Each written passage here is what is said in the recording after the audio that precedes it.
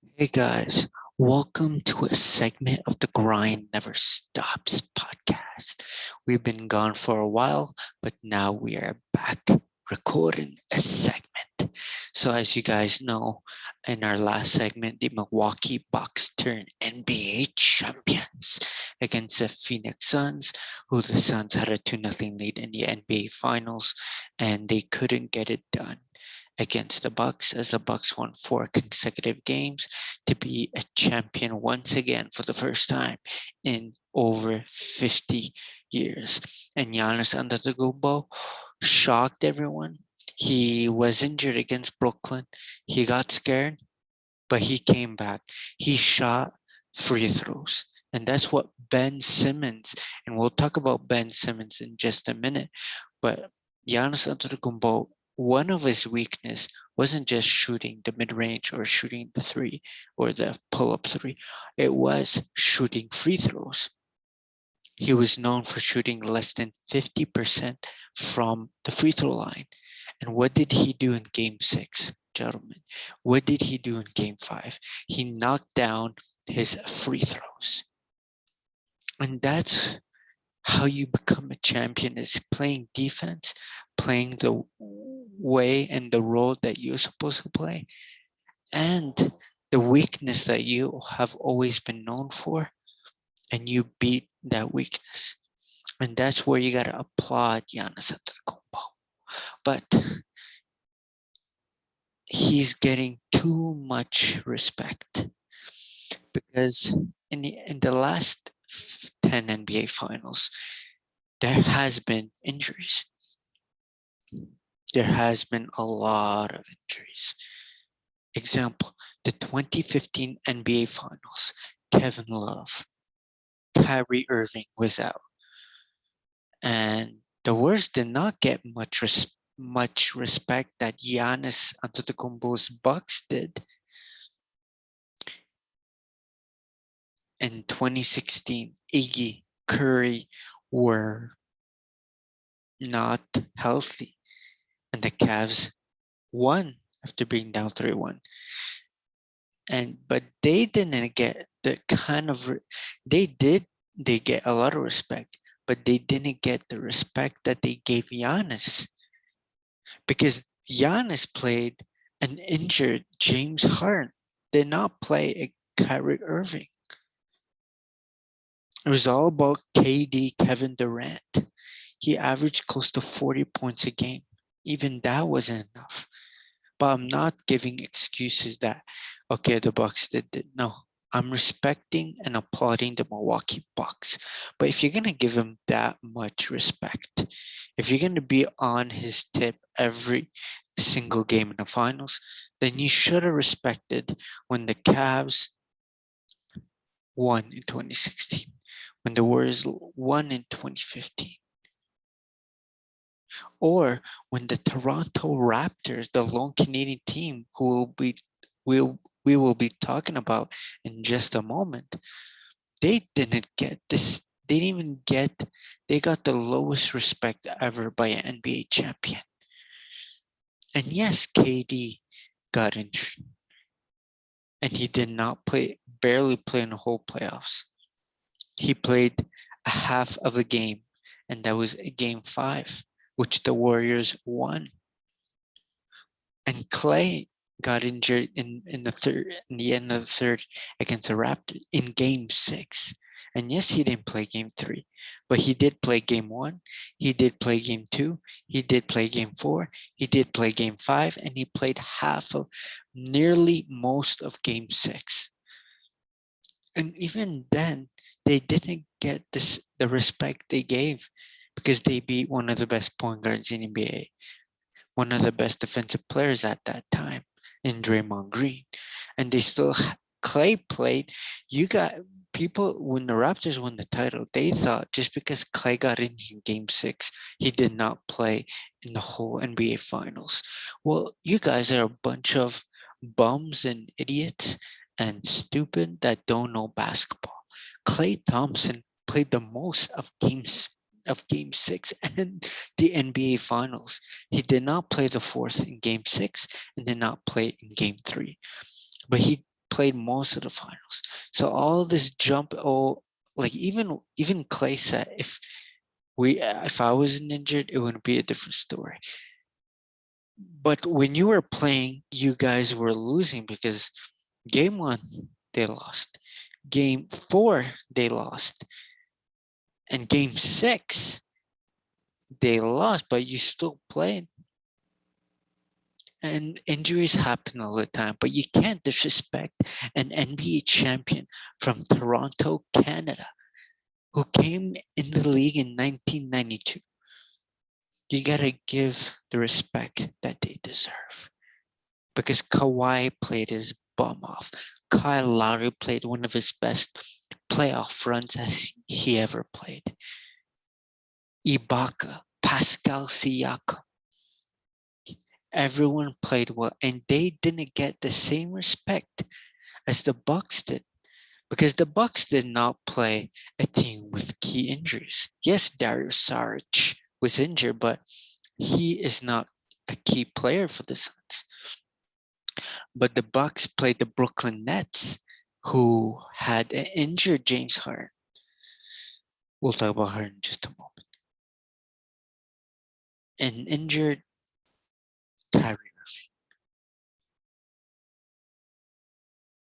So all that, they didn't get the same respect.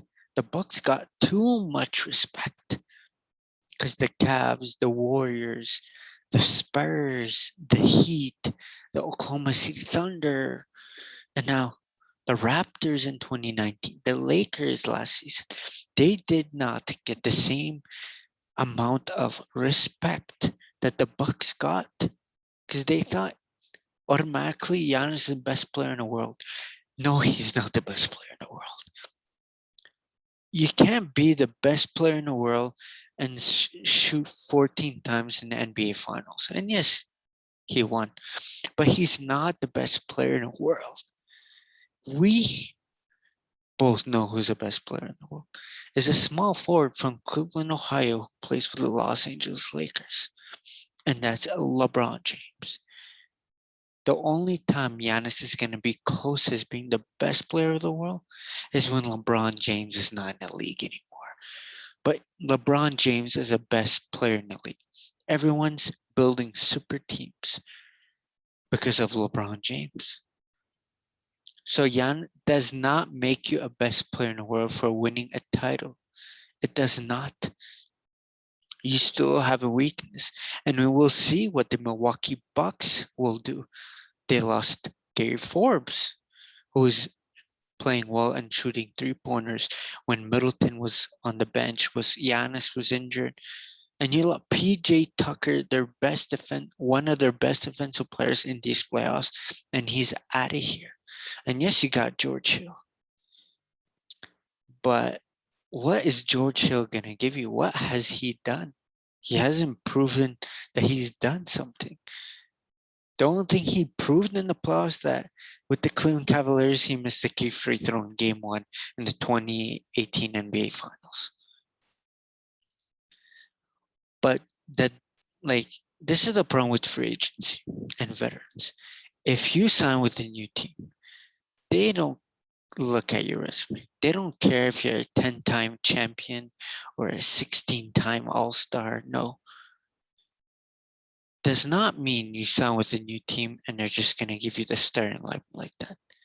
You won't get it, George. You got to earn your spot. And we both know that Drew Holiday won't go to the bench beside George Hill.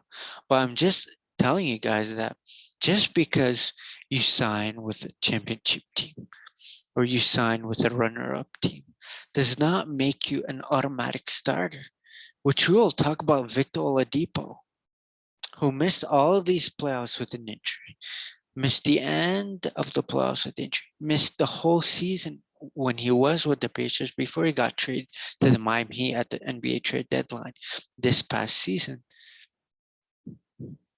So Victor Oladipo resigned because nobody wanted him right now because he's injured, and Victor Oladipo is happy in Miami, but does not mean that you're going to start as they don't care if you're a high draft pick of the Magic, that you were in a small prime with Russell Westbrook in OKC or with Indiana. Does not matter. The positions are not just given to you. You have to earn them. So Victor Oladipo's got to use this offseason to get him back to be healthy. And he's got to prove to Eric Spoelstra and the Miami Heat that he will start over Duncan Robinson or Tyler Hero. So every spot, like Iguodala, you think they're going to put Iguodala at the starting lineup? No, they won't. He's got to earn that position. They'll put him on a bench, but he's got to earn those minutes because all the bench players, they worked hard last season. So they have to earn the spot. The spot won't just give it to you just like that. You got to earn and you got to grind. You can't run away from the grind because things won't be given to you just like that. You have to earn. The Milwaukee Bucks might had help from the referees because Giannis Antetokounmpo had more free throws than the whole entire Suns team in Game 5 and Game 6. But that's not an excuse, but sometimes it's just given to you, but most of the time you have to earn the trip to the finals. You got to earn your spot in the starting lineup. But guys, let's talk about, before we talk about free agency, we want to talk about the trades. And most of the trades were sign and trade, so we'll talk when we finish the trades. But the trade that I didn't understand was why did the Grizzlies get rid of the Lithuanian Lightning, Jonas Valanciunas, to the Pels for a guy that's not a shooter, who's not a great offensive player, who's a great defensive player, and for a point guard who got shipped off from Milwaukee for being a bum, for doing nothing on both ends of the floor for the Bucks. And you got rid of those guys, and you wanted those guys for a guy who was your second best player for the Memphis Grizzlies, and that was Jonas Valanciunas. Obviously, number one was Ja Morant, but I don't get it. Why would you trade Jonas Valanciunas? Do you really wanted that sixth pick? You never know if he's gonna prove to you that he deserves the starting spot, because Jaren Jackson Jr. has been injured last season, and when he came back, he wasn't that relevant. So I think it was a mistake trading Jonas Valanciunas to the Pels. But for the Pels, it was a big win because Steven Adams, it was not a great team for the Pels because, Lonzo, Ben Ingram, Zion, JJ Redick when he was there. Like Steven Adams was just he was always out of the picture. And he thought that maybe going to New Orleans could make him more, can people trust him more on the offensive end or the defensive end? But he was not happy for sure, but it's not true. I'm not telling that Steven Adams is saying that he's not happy, but you could see that he's not happy that he did go to management and say, what's my role here? Because I know it's all about the Zion Williamson, Zoe, and Ben Ingram. Because when Ingram was struggling, you didn't come to me and say, let's give you some touches. Because you don't need to be a jump shooter to be an impact on the offensive end. Look at Giannis Antetokounmpo. So Steven Adams going to New Orleans was not that great, and he wanted to test it out. But we knew that Steven Adams was gone, but I didn't think that they would get Jonas Valanciunas for those bums. And Eric Bledsoe, the second guy that the Grizzlies got, I still don't get it. because the Grizzlies, they got great players, and the Grizzlies has made some horrible moves. So you get rid of Jonas Valanciunas, your second best player, and you get rid of one of your best 3-point shooters in Grayson Allen. And yes, Grayson Allen has had problems with other teams, picking up technical fouls and useless flagrant fouls. And he hasn't been super consistent, but at the end of the year, he was consistent and he was one of your best 3-point shooters outside of Anderson and Ja Morant. So these moves, I do not get it why they made it, because they lost.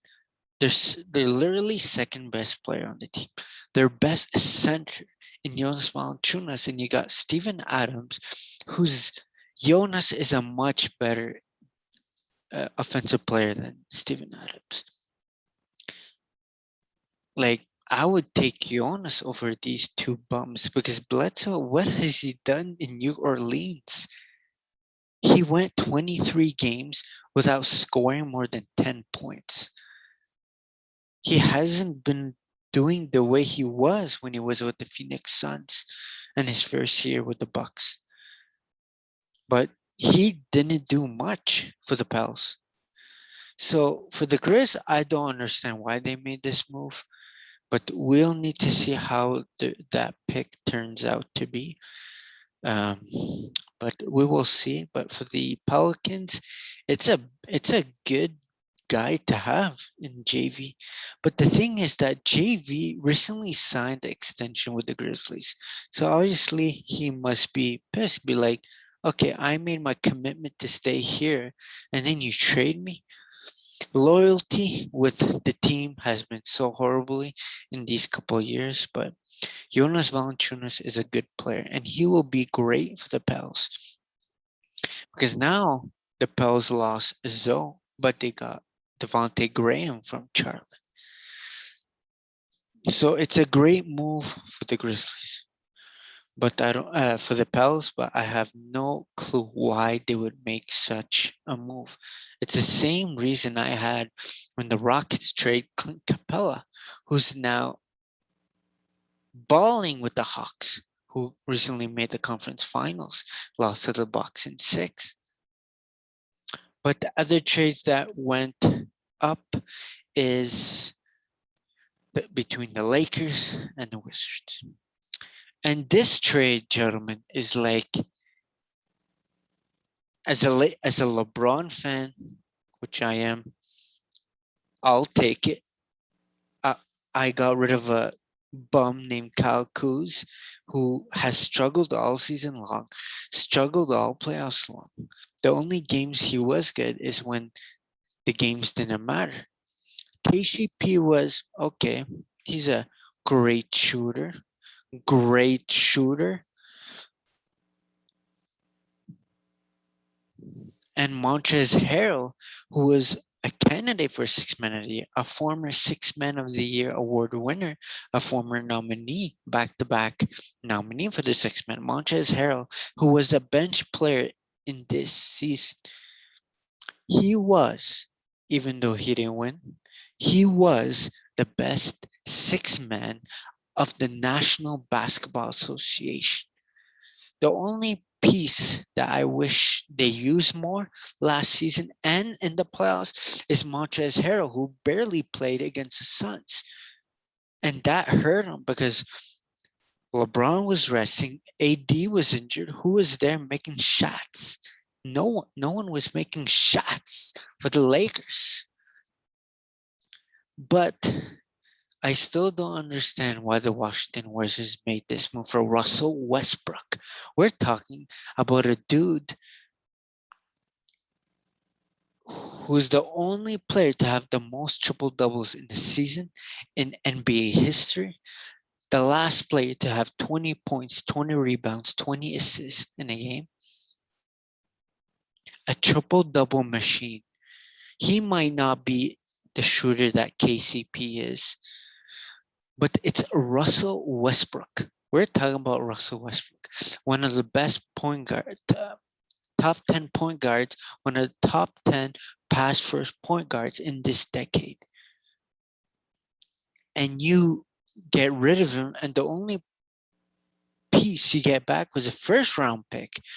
And that won't matter because the Lakers are not a bum basement team. So that pick will turn out to be a 30th overall pick or 29, which the last time you saw a great player getting drafted by the top 5 teams, probably never, never.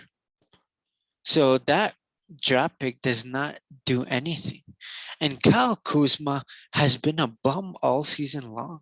What has he done all season long, gentlemen? Nothing. He has done nothing all season long. He has done nothing, gentlemen.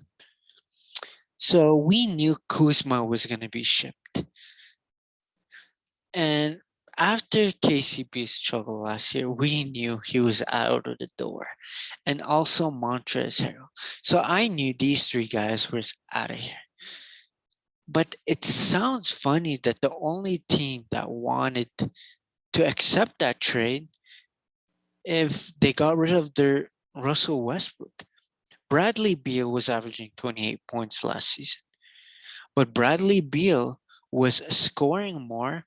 He was averaging 33 points a game. He had 40-point nights, 60-point nights, 50-point nights.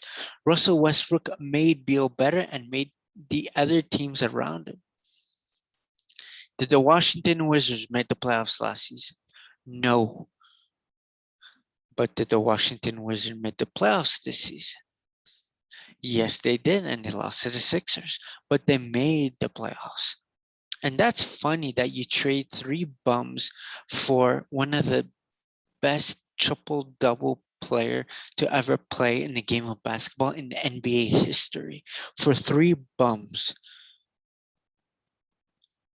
Like, I don't, on the Washington Wizards sides, I don't understand. You trade Wall, you get Russ. And now you trade Russ, you don't even get a point guard back. You get KCP, Contavious Caldwell Pope.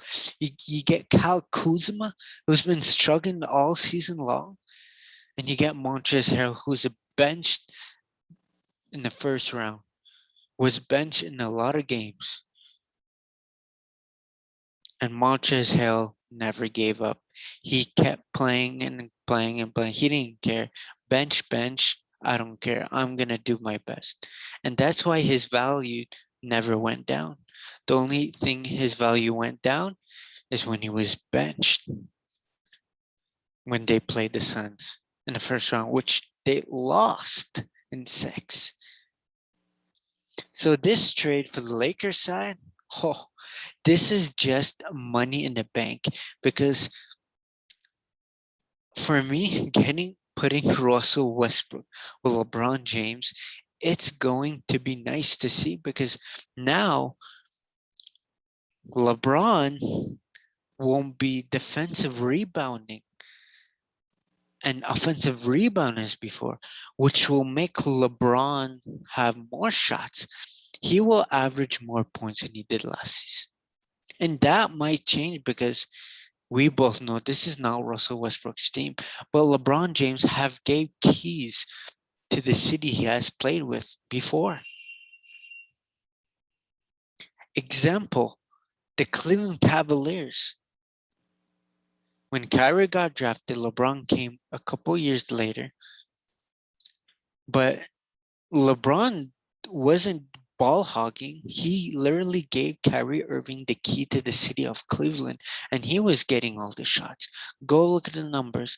Kyrie Irving averaged more shot, double the shots on what LeBron was getting in the regular season, in the playoffs, first round, second round, third round, and the NBA Finals.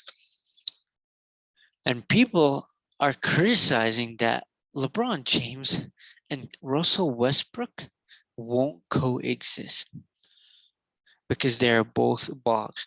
First of all, LeBron James is not a ball hog. If you think LeBron James is a bogger, you need to get drug tested. LeBron James has never been known as a ball hogger.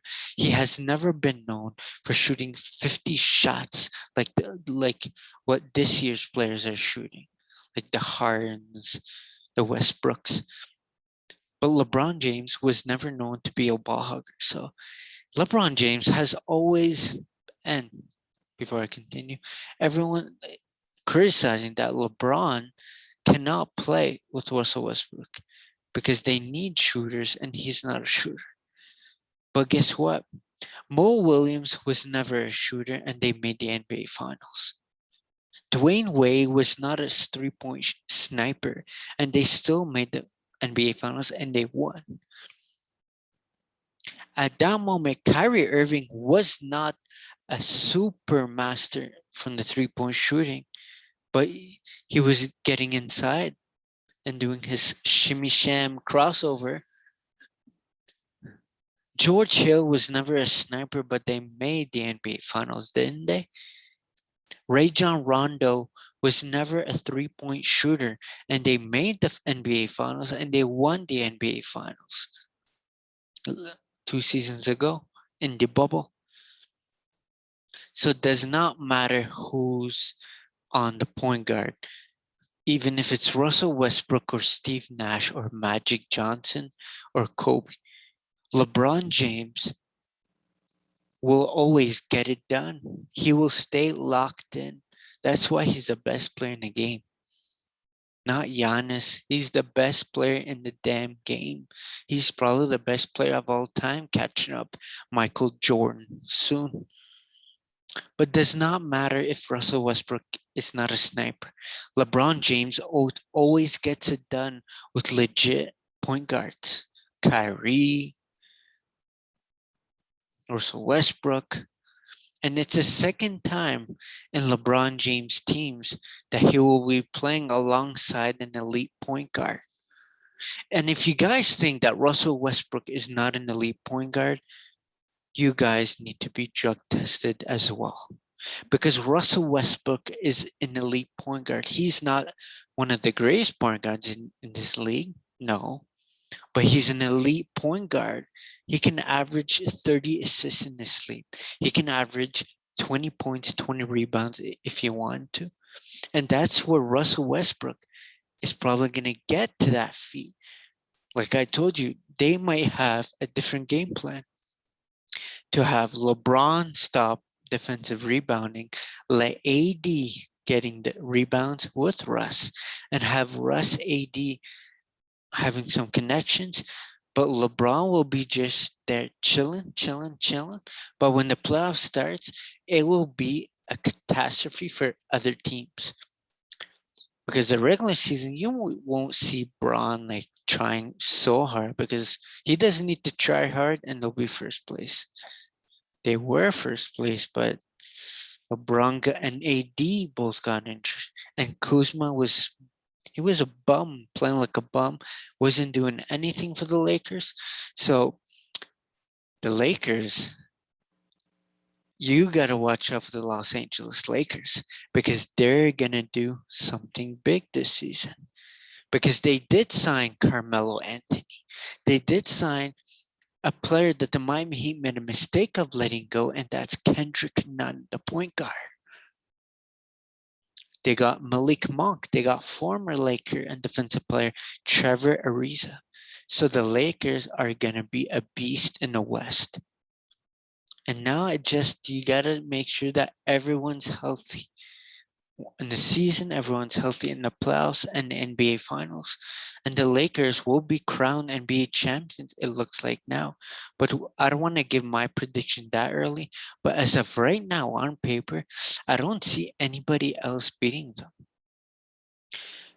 Because for the Brooklyn Nets, I know James Harden was injured, but James Harden has a history of choking in the playoffs, in which we will pause and we'll talk about in just a moment. Because now it's time to congratulate Kyle Lowry for an amazing season in Toronto. Big 9 season for the Toronto Raptors. And yes, his last season wasn't as great, but he was averaging 17 points, 4 rebounds, 7 assists. But Lowry has had a great season and it's now time to applaud. And the Toronto Raptors made a great move that they announced that they will retire Kyle Lowry, number 7, number when he retires. But Lowry has had a great season. What he's has a great career with Toronto. What has he done for the city of Toronto has been amazing. Off the court, on the court, he's had horrible games, but he's had big games.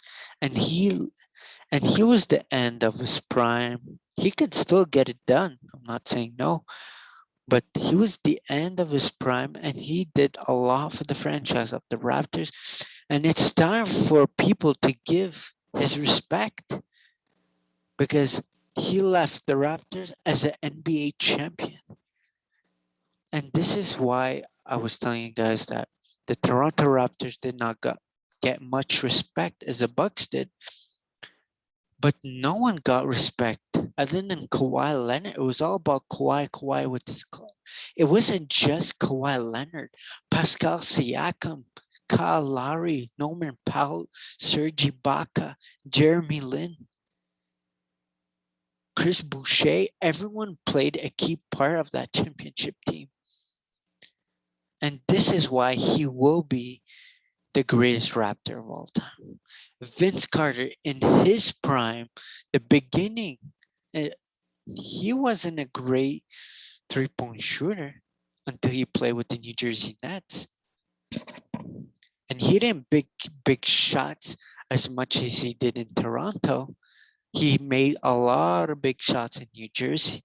And he has played for a big amount of teams. But Vince Carter, at the start of his prime, didn't want to play for the Raptors. And he did not take the Raptors. He took the Raptors a couple playoffs here and there, and that's all. But he didn't take the Raptors to division winners. He didn't take him to the conference finals. He didn't take him to the championship series. He didn't win a title. He wasn't loyal. And he left, Vince Carter. And you appreciate him that wish he played one last year in Toronto, like things happen. But Vince Carter is not the greatest Raptor of all time. He was a good Raptor for a significant time in the 2000s.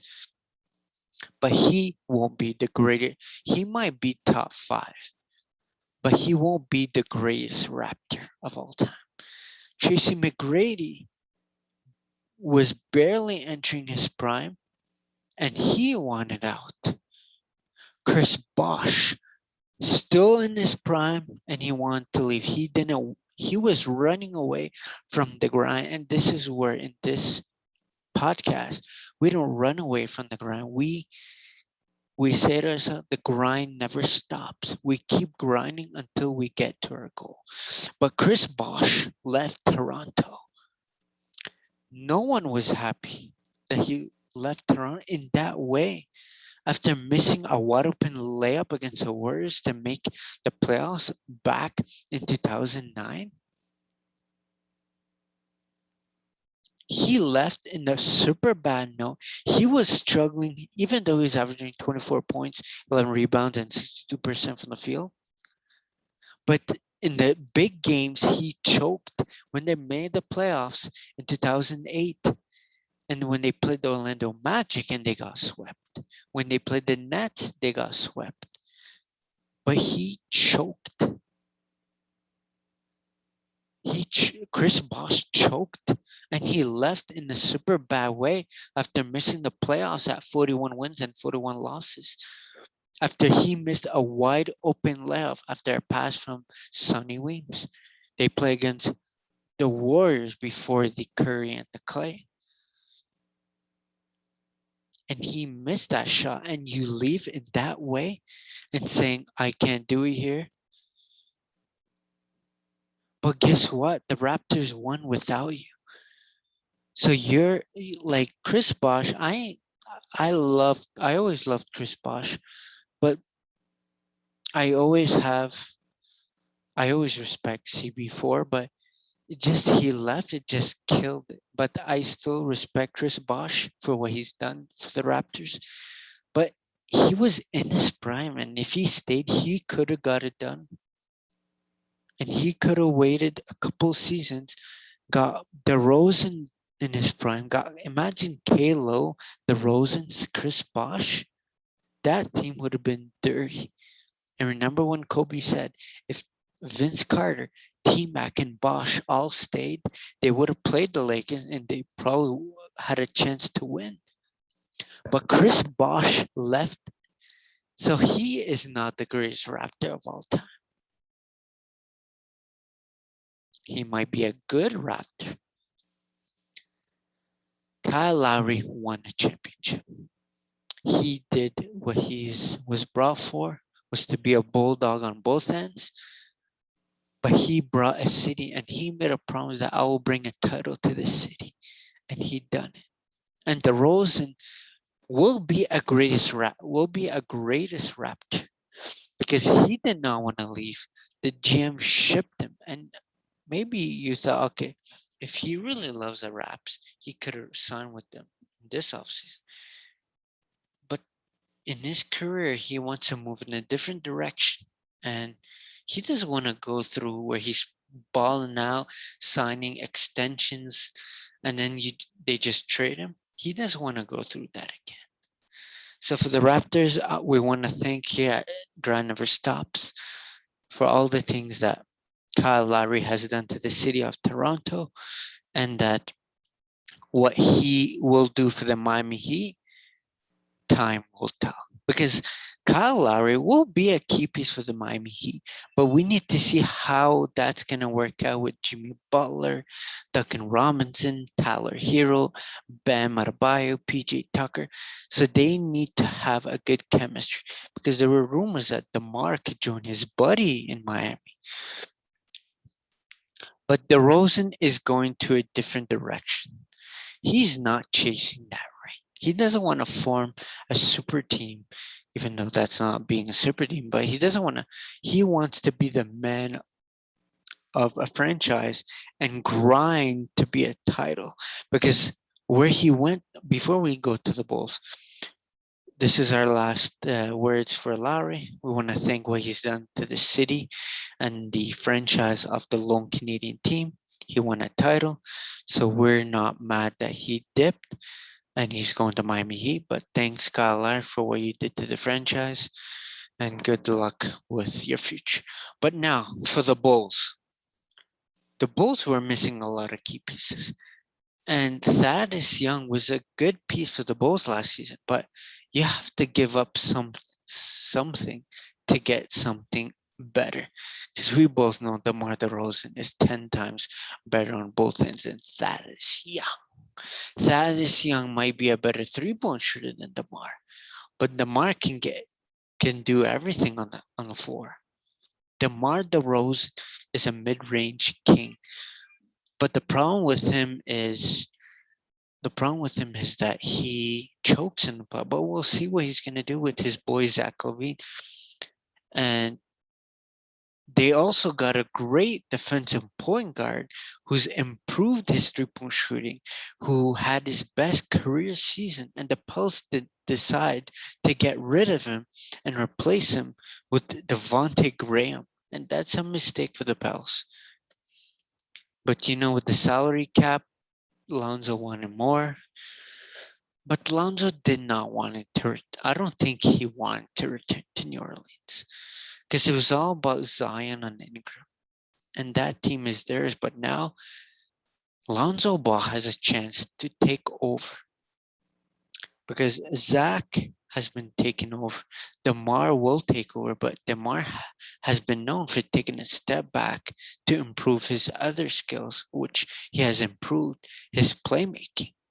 He has improved his playmaking.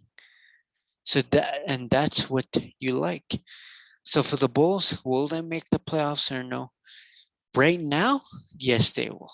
But time will tell because injuries happen, chemistry issues. But Zach LaVine, DeMar DeRozan, and Lonzo Ball were never known for having problems. They were never known for having problems. in the locker room. So we need to see what's gonna happen with the Chicago Bulls. Next, gentlemen, is we want to talk about more point guard Ben Simmons. I don't know if it's true or not, but we heard that Chris Move reported that Simmons doesn't want to go to Toronto, doesn't want to go to Portland. He's ignoring Joel Embiid's calls. If it's true, Ben Simmons, like I told you are a bum. You shot 4 times in the conference final in Game 7. You were scared to shoot against a 6'1" point guard, against a 6'6" shooting guard in Kevin Huerter and Trae Young, respectively, and think that you have the choice of all this.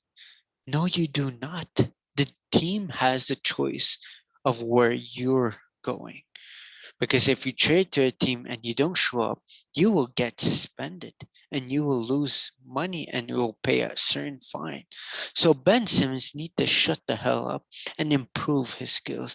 Instead of going on Twitch and playing some Call of Duty and not focusing on his basketball skills, he needs to stop doing that and focus on his basketball skills and stop being afraid. You're in the NBA playing for a contending team.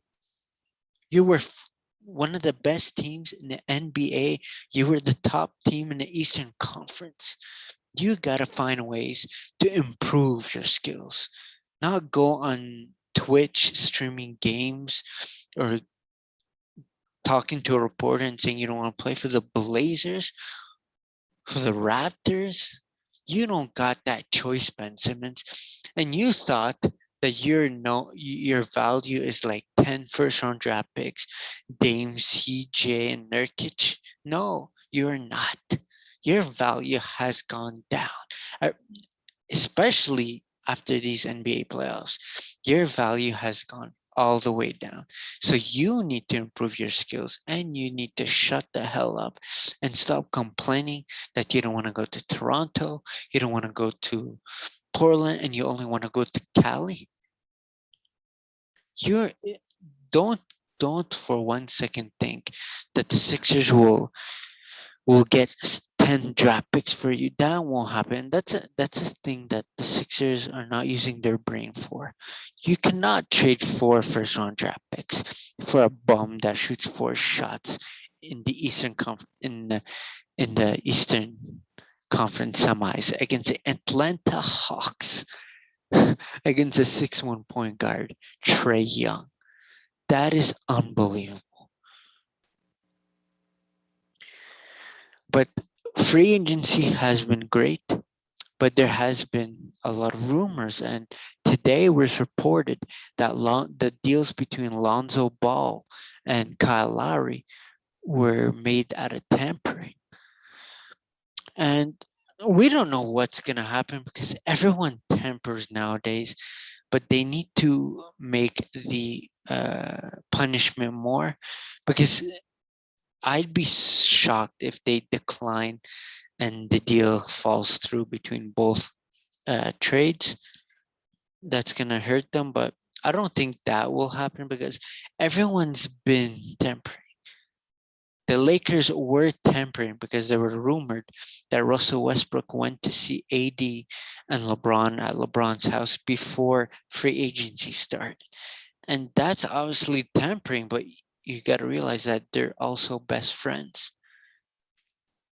So I don't know if this tampering stuff is true, but you got to believe what you got to believe, right? But this is the first episode of the NBA offseason recap. We will do one next week, and make sure to tune in to my boys podcast, in which I will appear next Thursday at Potty Mouth Sports. You can check me out over there, and you can subscribe to his channel on YouTube and follow him on Twitter and Instagram. But guys, that's about it for today. We will be talking about more because we didn't do all the free agency deals, but time has been up. But Make sure to tune in the next couple of days as we will do another recap of free agency, and we'll try to recap every team, what they're missing, what they got, and what they should do, and their grade for this off season. But before I finish, I would like to tell you guys that there were two moves in National Hockey League that I did not like. The first move was the Oilers signing Darnell Nurse to a big ass contract. The Oilers really think that Darnell Nurse is one of the best defensemen in NHL. No, he is not. What has he done for the Oilers? Nothing. He hasn't done nothing. And that guy is the guy they wanted to get rid of, and now they extend him to a big ass $8.7 million a year. That is too much money for a defenseman that's not even that good. But it's the Oilers. They always known for making bad moves, like getting rid of Jordan Eberle, Nikola Yakupov, Taylor Hall, who's balling couple seasons. Well, he was balling with the Devils couple seasons, and now he re-signed with the Bruins. So that is bad move because the Oilers, they could use that money to get a player that's gonna help them, because now they're on a playoff curse, like the Maple Leafs, who decide to let Zach Hyman walk. And there were two parts about this letting him walk that was good and bad. The good thing is Zach Hyman doesn't deserve that much money. He scored 18 goals, 22 assists last season with the Leafs. He was probably their top five forward, but he doesn't deserve that much money. Come on. And that was the good part. But if he wanted that money, might as well him walk, get out of here. But the bad part is he was a great checker for the Leafs. He was a great player for the Toronto Maple Leafs. Other than Austin Matthews, Nylander, Marner, he was, and then Jason Spezza, Zach Hyman was a great player. It wasn't showing up on the score sheet, but he was a great player. So if the Oilers want to give him that money, go ahead. You already gave $2,000 million to a defenseman that's not even close to being a great defenseman. He might be a stay-at-home defenseman, but he doesn't deserve that much money. So if Zach Hyman wants to go to Edmonton, go ahead.